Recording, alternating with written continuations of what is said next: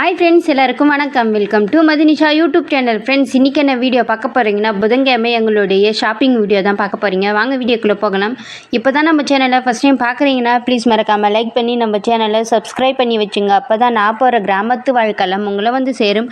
என்னுடைய வீடியோஸ் எல்லாம் பிடிச்சிருந்தா ப்ளீஸ் சப்போர்ட் பண்ணுங்கள், சேனல் சப்ஸ்கிரைப் பண்ணி வச்சுங்க. வாங்க வீடியோக்குள்ளே போகலாம். இது வந்து நாங்கள் காலையில் ஒரு வேலூருக்கு போயிருந்தோம். அப்போ வந்து அப்படியே வேலூர் மார்க்கெட்லேயே போய் காய்கறி எல்லாம் வாங்கிட்டு வந்துடலாம் அப்படின்னு சொல்லிட்டு தான் காய்கறி எல்லாம் வாங்கிட்டு வந்திருந்தேன். வாங்கிட்டு வந்தது டயர்டாக இருந்ததுனால கொஞ்சம் நேரம் தூங்கி எழுந்துட்டு அதுக்கப்புறமா எல்லாத்தையும் எடுத்து வைக்கலாம் அப்படின்னு சொல்லிட்டு ஒவ்வொன்றா எடுத்து அரேஞ்ச் பண்ணிவிட்டு முதல்ல கட்டை பேக்லேருந்து எடுத்து எல்லாத்தையும் கீழே வச்சுட்டு அதுக்கப்புறமா ஃப்ரிட்ஜில் ஒரு சில பொருளெல்லாம் இருந்தது. பழைய பொருளெல்லாம் எடுத்து ஃபஸ்ட்டு பழைய பொருளை சீக்கிரமாக யூஸ் பண்ணிடலான்னு சொல்லிட்டு அது தனியாக எடுத்து வச்சுட்டு இருந்தேன். அதுக்கப்புறமா இன்றைக்கி வாங்கின்னு வந்த பொருள் எல்லாத்தையுமே ஒவ்வொன்றா எடுத்து வச்சுட்டு இருந்தேன். புதன்கிழமை சந்தை இருந்ததுனால சந்தைக்கு போகாமல் நாங்கள் வேலூர் ஒரு வேலையாக போயிருந்ததுனால அப்படியே இந்த காய்கறியும் வாங்கிட்டு வந்துடலாம், வேலூர் மார்க்கெட்டில் கம்மியாக தான் இருக்கும் அப்படின்றதுனால எல்லா பொருளும் வந்து இப்போ வெயில் காலம் வந்துடுச்சு அப்படின்றதுனால நிறைய நீர் சேர்ந்த காய்கறியான இந்த சொரக்காய், புடலங்காய், கீரைக்காய் இந்த மாதிரி பொருளெல்லாம் அதிகமாக சேர்த்துங்க. நிறைய ஜூஸ் குடிங்க. வெயிலுக்கு முடிஞ்ச அளவுக்கு நிறைய தண்ணி ஐட்டமாக சாப்பிடுங்க. எல்லாத்தையும் வாங்கிட்டு வந்திருந்தேன். சரி, எல்லாத்தையும் எடுத்து ஏற கட்டி வச்சிடலாம் அப்படின்னு சொல்லிட்டு ஃப்ரிட்ஜில் இருந்த பொருளெல்லாம் எடுத்து வெளியே வச்சுட்டு இருந்தேன். ஃப்ரிட்ஜை ஃபஸ்ட்டு ஒரு டைம் தொடச்சிடலாம் அப்படின்னு சொல்லிட்டு இந்த தர்பூசணி பழம் வாங்கின்னு வந்து ஒரு 3 நாளைக்கு மேலே ஆகிட்டு இருந்தது. அப்படியே இருந்தது. பாதி தான் சாப்பிட்ருக்கோம், பாதி அப்படியே இருந்தது. சரி, இதை வச்சு என்ன பண்ணலான்னா ஜூஸ் போட்டுட்டோம்னா ஜூஸ் போட்டு ஃப்ரிட்ஜில் வச்சுட்டோம்னா வேணுன்றப்ப எடுத்து குடிச்சிக்கலாம் அப்படின்னு சொல்லிட்டு அதை ஜூஸ் போடுறதுக்காக எடுத்து வெளியே வச்சுட்டு அதுக்கப்புறம் பழைய காய்கறி, அதாவது போன வாரம் வாங்கிட்டு வந்த இந்த காய்கறிகள் ஒரு சில கவரெல்லாம் அப்படியே எடுத்து வச்சுட்டு இருந்தேன். எல்லா பொருளும் காலியான பாக்ஸ் எல்லாத்தையும் எடுத்து வெளியே வச்சுட்டு எடுத்து தொடச்சி வச்சுட்டு அதுக்கப்புறமா இன்றைக்கி வாங்கிட்டு வந்த காய்கறி எல்லாத்தையும் ஒரு கவரில் போட்டு நான் வந்து கண்டெய்னர் எதுவும் வச்சுட்டு இல்லை, இந்த பிளாஸ்டிக் கவரில் தான் போட்டு வைப்பேன். அந்த மாதிரி போட்டு வச்சாலே காய்கறியெல்லாம் நல்லாயிருக்கும். மோஸ்ட்லி 2 வாரம் வரையும் எனக்கு காய்கறிகள் அந்தளவுக்கு அழுகி போகாது. சரின்னு சொல்லிட்டு இந்த தக்காளியை மட்டும் தக்காளி கொடியில் அப்படியே கொட்டி வச்சிடுவேன், கவர் எதுவும் போடாமல். எடுக்கிறதுக்கு ஈஸியாக இருக்கும். ஏன்னா பழத்தை ஃபஸ்ட்டு எடுத்துலாம், கொஞ்சம் காய்வாட்டாக இருக்குது, போக போக கடைசியாக எடுத்துக்கலாம் அப்படின்னு சொல்லிட்டு இந்த தக்காளி இதில் கொட்டி வச்சுட்டேன். நான் வந்து இந்த பச்சை மிளகாயை அப்படியே தான் காம்புக்கு இல்லாமலே வச்சுருப்பேன். இந்த பிளாஸ்டிக் டப்பாவில் இந்த ஸ்வீட் பாக்ஸ் வந்தது இல்லைங்களா, அந்த ஸ்வீட்டு சாப்பிட்டு அந்த பாக்ஸ் இதுவாக இருந்தது. அதில் இந்த பச்சை மிளகாயெல்லாம் எடுத்து வச்சுட்டு இருந்தேன். அதுக்கப்புறம் கொத்தமல்லி, கருவேப்பிலை இதெல்லாமே உருகி வச்சுடுவேன். அந்த காம்பெல்லாம் எடுத்து போட்டுட்டு எல்லாத்தையும் எடுத்து வச்சுட்டு இருந்தேன். வெங்காயம், பூண்டு, உருளைக்கிழங்கு இதெல்லாம் மட்டும் வெளியே வச்சுடுவேன். அப்படின்னால வெளியே இந்த கொடியில் தான் வெங்காயம் போட்டு வச்சுருந்தேன். பழைய வெங்காயம் ஒரு 4 வெங்காயம் இருந்துச்சு. அது கூடவே இந்த புதுசாக வாங்கிட்டு வந்து 2.5 கிலோ வெங்காயமும் இது கூடவே சேர்த்து வச்சுட்டு கத்திரிக்காய், கீரைக்காயெல்லாம் இருந்தது, அதெல்லாமே எடுத்து வைக்கலான்னு சொல்லிட்டு எடுத்து வச்சுட்டு இருந்தேன்.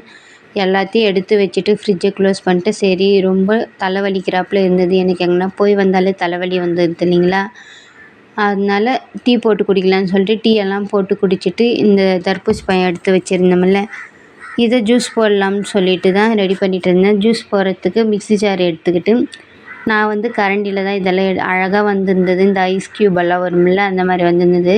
எல்லாத்தையும் எடுத்து போட்டு விதைலாம் அப்படியே தான் இருந்தது, விதையோடு தான் போட்டு நல்லா அரைச்சிடணும். தண்ணி, சர்க்கரை எதுவுமே சேர்க்கக்கூடாது. அந்த தர்பூசணிலேருந்து வர சாறே கரெக்டாக இருக்கும். அதுவே ஸ்வீட் சூப்பராக இருந்தது. இது வந்து அப்படியே சாப்பிட்றதுக்கு அந்தளவு ஸ்வீட்டாக இல்லை. ஜூஸ் போட்டதும் ரொம்ப நல்லா இருந்தது. சர்க்கரைலாம் எதுவுமே போடலை. நான் வெறும் இந்த பழத்தை போட்டு மிக்சியில் போட்டு நல்லா அடிச்சுக்கணும். நல்லா தண்ணியாக வந்துடும். கொஞ்சம் நரன்னு இருந்துச்சுன்னா இன்னும் நல்லா நைஸாக தண்ணியெல்லாம் ஊற்றாமல் அப்படியே நைஸாக அரைச்சிக்கங்க, நல்லா வந்துடும். மொத்தத்தையும் எடுத்துட்டு ஃபஸ்ட்டு ஒரு டைம் பாதி போட்டேன், அது அந்த அளவுக்கு சரியாக நைஸாக அரையலை. அதுக்கப்புறம் இன்னும் கொஞ்சம் நேரம் கழிச்சு நல்லா அரைச்சி ஜூஸ் எல்லாம் எடுத்துட்டேன். ஒரு லிட்டருக்கு மேலே வந்திருந்தது ஜூஸு. இது வந்து 300 ml ஜூஸு. இது ஃபஸ்ட்டு அத்தை கொடுத்துட்டு வந்துட்டு அது குடிச்சதுக்கப்புறமா அந்த பக்கத்தில் ஒரு சொம்பு இருக்குது இல்லைங்களா, அது ஃபுல்லாக ஜூஸ் ஆகியிருந்தது. அதெல்லாம் குடித்து முடிச்சுட்டு ஈவினிங்காக ஒரு ஹெல்த்தியான ரெசிபி செய்யலாம் அப்படின்னு சொல்லிட்டு ராகி மாவு அடை செய்யலாம் அப்படின்னு சொல்லிட்டு முருங்கைக்கீரை நம்ம மாடியிலேருந்து போய் அறுத்துன்னு வந்துட்டு இது கூட நம்ம ராகி மாவு சின்ன வெங்காயம் இருந்தால் சேர்த்துங்க, டேஸ்ட் ரொம்பவுமே நல்லாயிருக்கும். நான் வந்து ஒரு 15 போல் சின்ன வெங்காயமும், ஒரு பெரிய வெங்காயம் கட் பண்ணுறதுக்கு கொஞ்சம் கஷ்டமாக இருக்கிறதுனால ஒரு பெரிய வெங்காயமும், சின்ன வெங்காயம் ஒரு 10, 15 வெங்காயம் சேர்த்துருக்கேன். இது கூட காஞ்ச மிளகாய், பூண்டு வந்து நல்லா பொடியாக நறுக்கி சேர்த்துங்க. பூண்டு சேர்த்தா ரொம்ப டேஸ்ட்டாக இருக்கும். இதெல்லாம் சேர்த்து உப்பு சேர்த்துங்க. உப்பு தண்ணி சேர்த்து நல்லா அடை மாவு பதத்துக்கு பிசைஞ்சு எடுத்துங்க. ரொம்ப தண்ணியாக இருக்கக்கூடாது. இந்த சப்பாத்திக்கெல்லாம் பழுவுமில்ல அந்த மாதிரி பெஞ்சு எடுத்துங்க. அப்போ தான் அடை சட்டுறதுக்கு கரெக்டாக இருக்கும். நல்லா பிழலான்னு சொல்லிட்டு தண்ணி ஊற்றி நல்லா பேஞ்சு எடுத்துக்கிட்டேன். பேஞ்சதுக்கப்புறமா தோசை சவாவில் தான் நான் செஞ்சுருந்தேன்.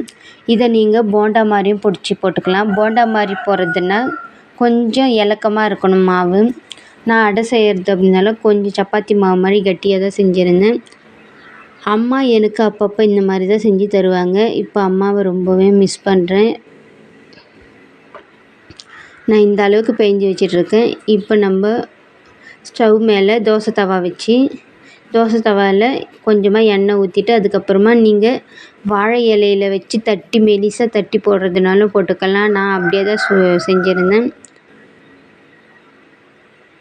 ஃபஸ்ட்டு வந்து கொஞ்சமாக மாவு எடுத்து அந்த எண்ணெயில் வச்சு ஒரு சுற்றிக்கணும். சுற்றிட்டு அதுக்கப்புறம் தண்ணி கொஞ்சமாக தொட்டு நல்லா அடை மாவு மெலிசாக தட்டி எடுத்துக்கங்க. தட்டி எடுத்துகிட்டு நல்லா மூடி போட்டு சைட்லலாம் எண்ணெய் விட்டு மூடி போட்டு சுட்டு எடுத்தால் ரொம்ப சூப்பரான அடை தயாராகிடும்.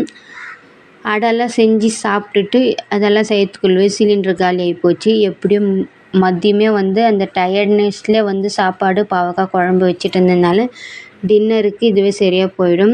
அவ்வளோதான் ஃப்ரெண்ட்ஸ். இந்த வீடியோ பிடிச்சிருந்தா லைக் பண்ணுங்கள். என்னுடைய கிராமத்து வாழ்க்கை பிடிச்சிருந்தா ப்ளீஸ் எனக்கு சப்போர்ட் பண்ணுங்கள், சப்ஸ்கிரைப் பண்ணுங்கள். நம்ம சேனலை ஃபஸ்ட் டைம் பார்க்குறீங்கன்னா ப்ளீஸ் சப்போர்ட் பண்ணுங்கள். நம்மளோட வீடியோஸ் எல்லாத்தையும் பாருங்கள். தேங்க்யூ ஃபார் வாட்சிங். டாட்டா பாய் பாய். இது போல் நிறைய கிராமத்து வாழ்க்கை உங்களுக்கு வேணும்னா எந்த மாதிரி வீடியோஸ் வேணும்னு மறக்காமல் கமெண்ட் பண்ணுங்கள். நன்றி. தேங்க்யூ.